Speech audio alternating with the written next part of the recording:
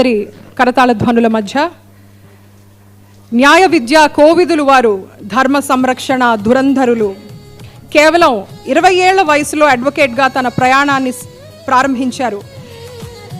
25 ఏళ్లకే judicial first class మ్యాజిస్ట్రేట్గా నియమితులయ్యారు గ్రంథి భవానీ ప్రసాద్ గారు.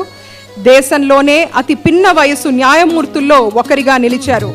ఆంధ్రప్రదేశ్ రాష్ట్ర ప్రభుత్వానికి న్యాయశాఖ కార్యదర్శిగా పనిచేస్తూ సుమారు 250 కీలక చట్టాల రూపకల్పనను చేశారు. ఆయన హైకోర్టు రిజిస్ట్రార్ జనరల్గా అలాగే న్యాయమూర్తిగా న్యాయ సేవలో విశిష్ట సేవల్ని అందించారు జస్టిస్ గ్రంథి భవానీ ప్రసాద్ గారు. వారికి 99 టీవీ తరఫున ప్రత్యేకమైన అభివాదాల్ని తెలియజేసుకుంటున్నాం. Let's give him a big round of applause.